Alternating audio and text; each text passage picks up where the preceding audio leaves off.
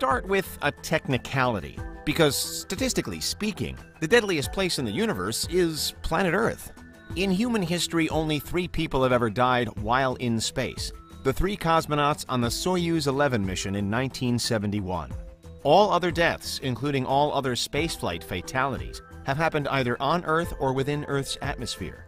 This means that in the early 21st century, we can still say there's almost a 100% chance that any one person will die here, on this planet.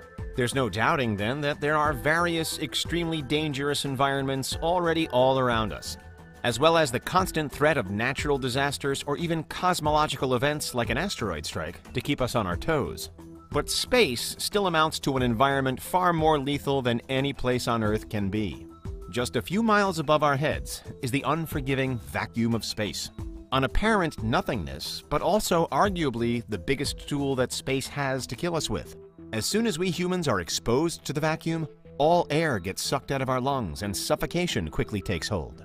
The gases in our bodies might expand as well, internal organs could swell, and all of the moisture on or in us, including tears and sweat, would boil away.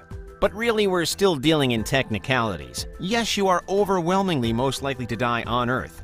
And yes, the entirety of space itself can and will swiftly kill you when given the chance. But let's now think about specific locations. What, for example, could be labeled the most dangerous place in the solar system?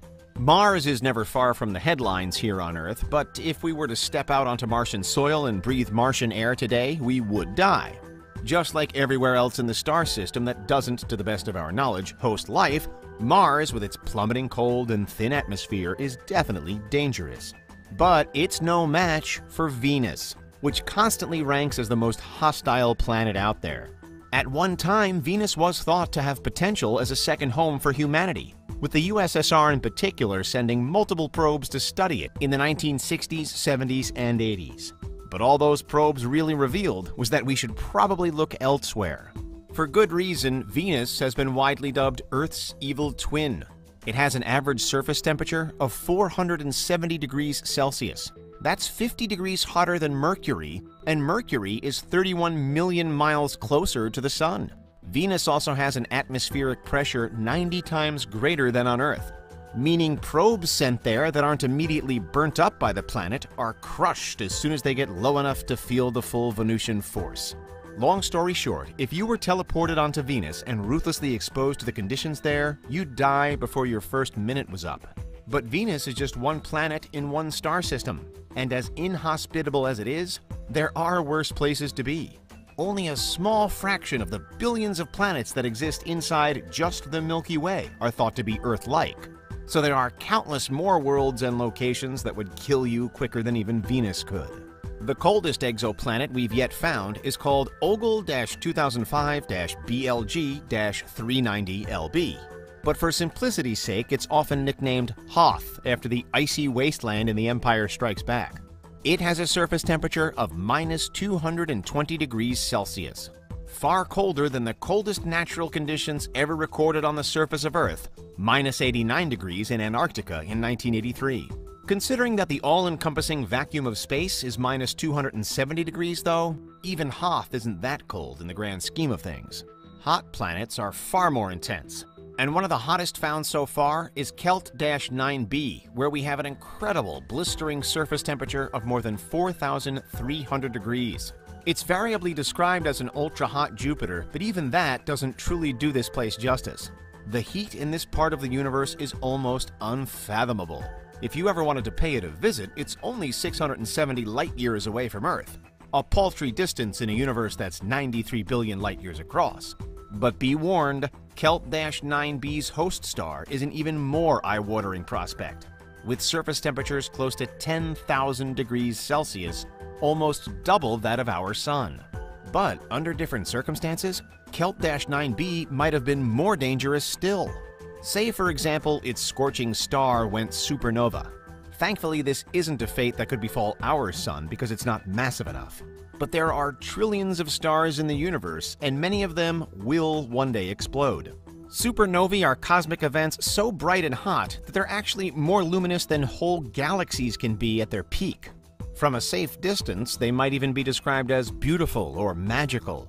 But there'd be zero beauty or magic if you ever found yourself caught too close to one. Instead, you'd without question be obliterated.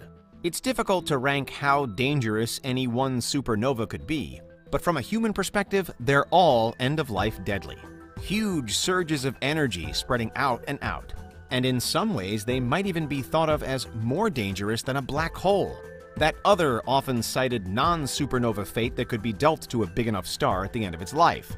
This is because with all of the mass and energy plunging inwards rather than exploding outwards, you'd in theory have to be significantly closer to a black hole to be in immediate danger. Despite being strange and frightening, black holes by some measures aren't really any more or less dangerous than the star that existed before them.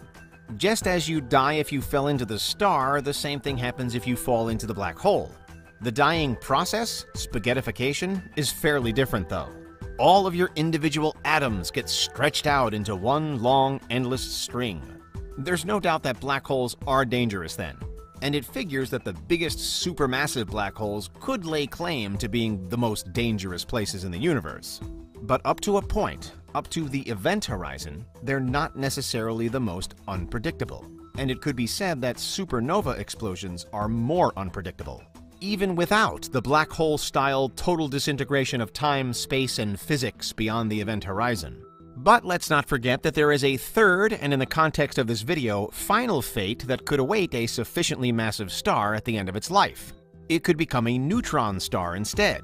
Neutron stars are collapsed stellar cores in their most basic form, and aren't automatically any more dangerous than anything else. But if one transforms into what's known as a quark star, then we've a whole new situation on our hands, and potentially not a good one. A quark star is a currently hypothetical cosmic structure wherein a neutron star is exposed to such immense pressure that it crushes down and changes at the subatomic level. Quarks in themselves are the smallest particles that exist, combining to form subatomic particles like protons and neutrons, which in turn combine to make atoms. If then a star is hot and dense enough to become a quark star as it dies, it's theorized that it could crush individual atoms and particles into a mass of quarks, quark matter. From there, extreme conditions inside the seemingly dead star convert some of this into what's then referred to as strange matter. And it's this that could make the interior of a quark star far more dangerous than even the interior of a black hole. Nothing escapes a black hole, which, as ominous as that sounds, means that all of the reality-bending weirdness is kept firmly within them. But it's predicted that the strange matter of a quark star could escape its home. And if it did so, it could theoretically infect any normal atomic matter it comes into contact with. Theories abound, but one worst-case scenario says that strange matter could serve to convert normal matter into strange matter.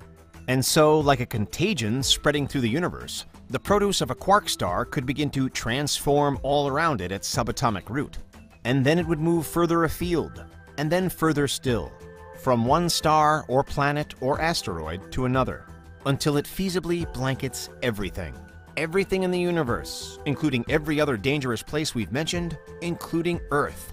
All of it wiped out and replaced by the strangeness inside of quark stars. Thankfully, we're yet to actually observe a quark star in amongst the rest of the cosmos.